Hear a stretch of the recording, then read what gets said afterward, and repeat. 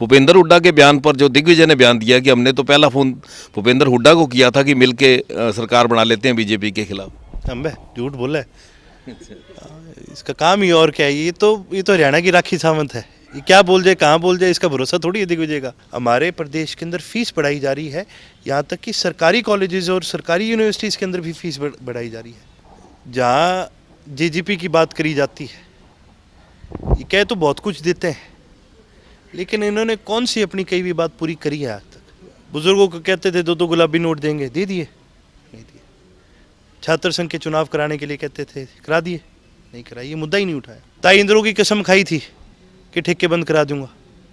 Corona में और कोई चीज़ खुली ना खुली, ये ठेके पहले खुल गए थे। इनको अपने साथ रख के कोई राजी नहीं है, बीजेपी भी इनको अपने साथ रख के राजी नहीं है। उसके आगे कीले लगा रखी हैं, सरिया लगा रखा है। मैं ये पूछना चाहूँगा, आपके माध्यम से पूछूंगा इस सरकार से कि भाई आप कोई किसानों को रोकना चाहते हो, कोई आतंकवादी रोकना चाहते हो? आज हमारे प्रदेश में एक जो बड़ी कमी महसूस होती है वो छात्र संगठनों की होती है। पिछले 5 साल में इस सरकार ने प्रदेश के अंदर एक ऐसा माहौल बनाया है कि छात्र संगठन कमज़ोर होते गए और उसकी वजह से छात्र कमज़ोर होते गए। हमारा मेन एजेंडा दोबारा इस प्रदेश के छात्र को एक मजबूती देने का है, ताकि वो पॉलिटिकली एक्टिव भी हों, आगे भी बढ़े, ताकत को अपने हाथ में ले और इस प्रदेश की और इस देश की आने वाली पॉलिसीज़ की और बागडोर अपने हाथ में ले। आज बहुत सारी ऐसी पॉलिसीज़ इस सरकार ने बनाने का काम करा है जिसकी वजह से इस प्रदेश के छात्रों को भारी नुकसान उठाना पड़ा। हमारे प्रदेश के अंदर फीस बढ़ाई जा रही है, यहाँ तक कि सरकारी कॉलेजेस और सरकारी यूनिवर्सिटीज़ के अंदर भी फीस बढ़ाई जा रही है। जब सरकारियों की फ़ीस बढ़ाई जाएगी तो आप मान करके चलो प्राइवेट यूनिवर्सिटीज़ अपनी फ़ीस और भी बढ़ाने का काम करेंगी। पहले ही सरकारी यूनिवर्सिटीज़ में सीटें कम हैं, उनकी फ़ीस बढ़ाई जा रही है। और प्राइवेट यूनिवर्सिटीज़ के अंदर आज भी कितने ऐसे लोग हैं जो लोन लेके अपने बच्चों को पढ़ा रहे हैं। जब उनकी भी फ़ीस बढ़ेगी तो कितना भारी नुकसान उनको उठाना पड़ेगा। और इस लोन की सारी जिम्मेवारी जो आती है वो उस छात्र के ऊपर आती है जो पढ़ रहा होता है, क्योंकि उसी से उम्मीद लगाई जाती है कि बेटा तू पढ़ लिख के कहीं जॉब पे लग जाएगा तो ये कर्जा उतर जाएगा। और अगर उसकी जॉब नहीं लग पाती, बेरोज़गारी का तो वैसे ही बुरा हाल है, जॉब नहीं लग पाती तो बेचारा कभी डिप्रेशन की तरफ जाता है, कोई क्राइम की तरफ जाता है। पता नहीं किस प्रकार के उसके मन में ख्याल आते हैं, कई बार कैसे कदम उठा लेता है। ये बड़ी गंभीर चीज़ है और पूरे ही प्रदेश के अंदर छात्रों का बड़ा नुकसान हुआ है। हमारा एक बड़ा मुद्दा यही है और यही रहेगा आने वाले समय में भी कि किस प्रकार इस प्रदेश के छात्रों को मजबूत किया जाए और प्रदेश की बागडोर के अंदर उनका एक बड़ा हिस्सा हो। आपने छात्र संघ के चुनावों का समर्थन किया, आपने कहा कि हम आते हैं सरकार में तो छात्र संघ के चुनाव करवाएंगे। अब वर्तमान सरकार में जो सहयोगी दल है जेजेपी, इन्होंने तो छात्र संघ की बहुत बात की थी, आज भी वो कहते हैं हमें मलाल है कि हम चुनाव नहीं करवा पाए। आप एक चीज़ देखो, जहाँ जेजीपी की बात करी जाती है, ये कह तो बहुत कुछ देते हैं, लेकिन इन्होंने कौन सी अपनी कही हुई बात पूरी करी है आज तक। बुजुर्गों को कहते थे 2-2 गुलाबी नोट देंगे, दे दिए? नहीं दिए। छात्र संघ के चुनाव कराने के लिए कहते थे, करा दिए? नहीं कराई। ये मुद्दा ही नहीं उठाया। इन्होंने तो यही बड़ी बड़ी सौगंधें खाई थी कि भाई बीजेपी के साथ नहीं जाएंगे, कर अपनी बात पे पूरी उतरे? नहीं। ताई इंद्रों की कसम खाई थी कि ठेके बंद करा दूंगा। कोरोना में और कोई चीज़ खुली ना खुली, ये ठेके पहले खुल गए थे। कौन सी इन्होंने अपनी कही हुई बात आज तक पूरी करी है? 75% वाला भी इन्होंने लोगों के साथ, इस प्रदेश के युवा के साथ धोखा ही करा है। जो कानून ना इनके बनाने की ताकत थी और ना ही जो कानून ये कभी ढंग से बना पाए, वो केवल और केवल एक इन्होंने ढकोसला रचा कि भाई देखो हमने तो प्रयास करा है, कोर्ट ने नहीं माना, ये नहीं हुआ।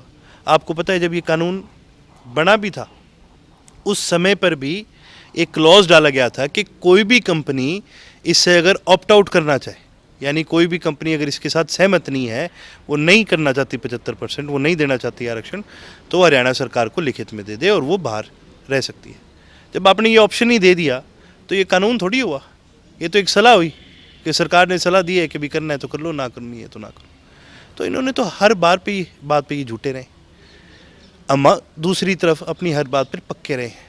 या आज मुझे कहने की जरूरत नहीं है, आज सारे प्रदेश को पता है कि चौधरी अभय सिंह जी अपनी हर कई भी बात पर पूरा उतरते हैं और जब छात्र संगठन के चुनाव की बात आती है तो हम उसको भी पूरा करने का काम करेंगे। एक इस बात की बहुत ज़्यादा चर्चा है कि डीपी वत्स की राज्यसभा की सीट खाली होने वाली है, फिर वो सीट जेजीपी को दे दी जाए और लोकसभा में इनको कोई सीट ना दी जाए। आपको लगता है ये देंगे? क्यों देंगे? जिस पार्टी के पास इतने एमएलए नहीं है जो खुद राज्यसभा जा सके, जिस पार्टी के पास इतने ना कोई विधानसभा में सीटें हैं, लोकसभा में एक भी सीट नहीं है, आप रूलिंग पार्टी हो, आप दोगे? आप अपना हिस्सा क्यों दोगे उनको? और खासकर उन लोगों को जिनका आपको पता है ये किसी के नहीं है, ये कल को तुम्हें भी धोखा दे के जा सकते हैं, ये कल को किसी को भी धोखा दे जा सकते हैं। इनको तो सारे हरियाणा प्रदेश ने बता लिया, इनको अपने साथ रख के कोई राजी नहीं है, बीजेपी भी इनको अपने साथ रख के राजी नहीं है। तो विजेंद्र सिंह कह रहे हैं जबरदस्ती चिपके हुए हैं। वही तो कह रहा हूँ, मैं तो हमेशा इनको एक चीज़ कहता हूँ, ये तो चिमगादड़ है। बचपन में हमें कहा जाता था बेटा चिमगादड़ से बच के रहिए, वो चिपक जाए ना तो गर्म चिमटा लगाना पड़ता है उसके, तब जाके उतरता है। तो ये चिमगादड़ की तरह चिपके हुए हैं। बीजेपी भला ही इनको छोड़े तो अलग बात है, ये नहीं छोड़ते। इंडिया टुडे का जो सर्वे आया है उसमें 8 सीटें बीजेपी को दिखाई गई हैं और 2 सीटें जिसमें सिरसा भी शामिल है इंडियन अलायंस को दिखाई गई है। देखिए, जो ये सर्वे आया है ये केवल और केवल एक बड़ा अर्ली सर्वे है। हर पार्टी के भी अपनी सर्वेज होते हैं, हर मीडिया हाउस के अपने सर्वेज होते हैं। आज हरियाणा प्रदेश के अंदर सबसे ज़्यादा अगर बढ़ोतरी किसी को मिली है तो वो आईएनएलडी को मिली। सिरसा की बात करो, आप हिसार की बात करो, ये 2 ऐसी सीटें हैं जो हर हाल में इंडियन नेशनल लोकदल आज के दिन जीत रही है। कांग्रेस ने तो केवल और केवल एक कमज़ोरी दिखाने का काम करा है पिछले 5 साल में। तो लोकसभा मौका मिलता आप खुद लड़ेंगे? देखिए जी, मौके की बात कम होती है, ये जिम्मेवारी की बात ज़्यादा होती है। हमारे कार्यकर्ताओं की जिम्मेवारी एक बड़ी होती है चुनाव की, मैं भी एक कार्यकर्ता हूँ। हमारी जिम्मेवारी ये नहीं है कि भाई मैं लड़ूँ, हमारी जिम्मेवारी ये बनती है कि जननायक चौधरी देवीलाल की विचारधारा को आगे बढ़ाया जाए, उनकी विचारधारा की एक सरकार बनाई जाए। उसके लिए हमें कोई मेहनत करनी पड़े, हमारी कोई भी जिम्मेवारी लगे, उसको हम पूरी तरह से निभाने का काम करते हैं। जैसे इनका गठबंधन नहीं था पिछली बार, पहले 75 पार का नारा दिया लेकिन बाद में इनके साथ ही समझौता किया। भूपेंद्र हुड्डा के बयान पर जो दिग्विजय ने बयान दिया कि हमने तो पहला फ़ोन भूपेंद्र हुड्डा को किया था कि मिल के सरकार बना लेते हैं बीजेपी के खिलाफ। हम झूठ बोला है, इसका काम ही और क्या है। ये तो हरियाणा की राखी सावंत है, ये क्या बोल जाए कहाँ बोल जाए इसका भरोसा थोड़ी है दिग्विजय का।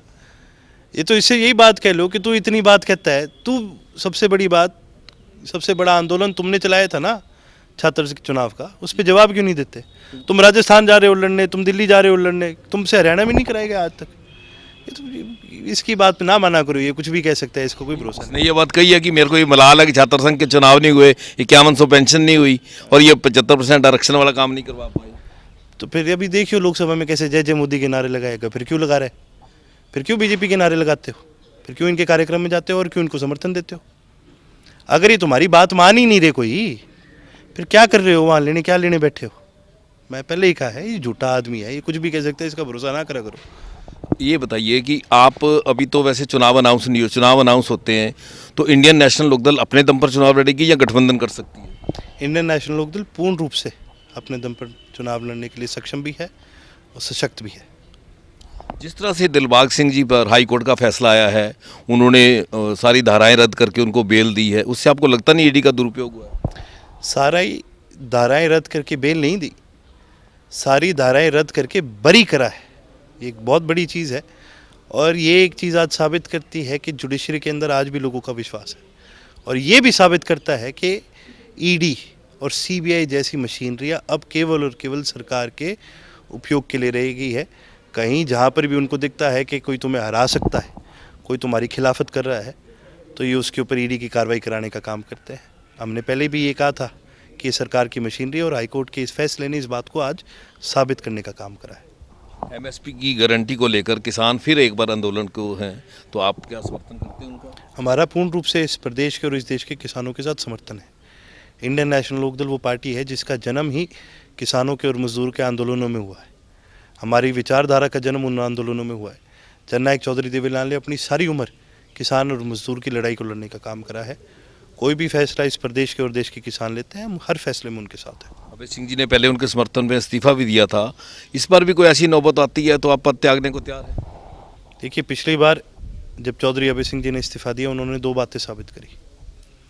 एक कि वो जुबान के धनी है, जो बात कहते हैं पूरी करते हैं। जब उन्होंने ये अनाउंस करा था, बहुत लोगों ने उनसे ये बात कही थी, बात पूछी थी कि जी आप करोगे कि नहीं करोगे। और उन्होंने कहा पिता के देख लेना।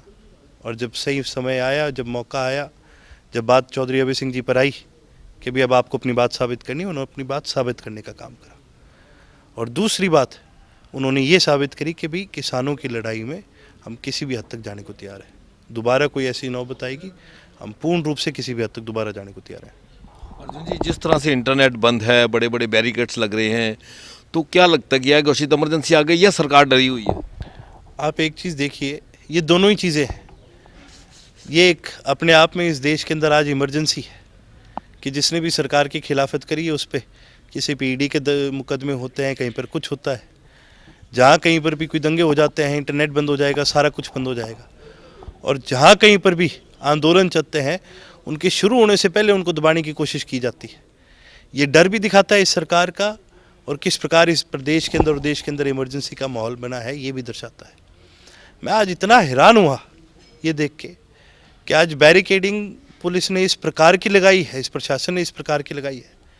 पहले तो सड़क की एक साइड बंद कर दी, 3-3 ट्राले मिट्टी के घेर दिए। फिर कंक्रीट के बड़े बैरिकेड, एक बैरिकेड के ऊपर दूसरा बैरिकेड लगा के दीवार सी एक बना दी। फिर उनके आगे जो आपकी ये बड़ी पाइपलाइनें जो यूज़ होती हैं वो बिखेर के रख दी। उसके आगे कीले लगा रखी हैं, सरिया लगा रखा है। मैं ये पूछना चाहूँगा, आपके माध्यम से पूछूंगा इस सरकार से कि भाई आप कोई किसानों को रोकना चाहते हो, कोई आतंकवादी रोकना चाहते हो? हमने इस देश में रह करके ऐसे किस्से भी सुने हैं, कोई गैंगस्टर जेल से फरार हो गया। हमने ऐसे भी कुछ सुने हैं कि कोई आतंकवादी, कोई घुसपैठ इस देश में घुस गया। हमने तब ऐसी बैरिकेडिंग नहीं देखी ऐसे लोगों को रोकने के लिए। ये तो आप ही के देश के, हमारे देश के किसान हैं जो इस देश का पेट भरते हैं। आप इनसे क्यों डर रहे हो इतना? जब पिछली बार आंदोलन चला तो कहीं पर भी कोई ऐसा सुनने को मिला कि कोई क्राइम हो रहा है, किसी के साथ गलत हो रहा है, किसी को तंग किया जा रहा है? इतना बड़ा आंदोलन, इतना शांतिपूर्वक चलना, यह अपने आप में एक मिसाल है इस दुनिया में कि किस प्रकार इस देश के किसान कितने शांतिप्रिय लोग हैं। लेकिन फिर भी ये सरकार जब हमसे डरती है तो आप ये मान करके चलो, फिर ये सरकार केवल डरती नहीं है, सरकार इस देश के किसानों को दबाने की कोशिश कर रही है, उनको ख़त्म करने की कोशिश कर रही है। तो ये थे अर्जुन चौटाला, जिन्होंने हर सवाल का बड़े खुलकर जवाब दिया। हरियाणा तक के लिए सिरसा से बलजीत सिंह।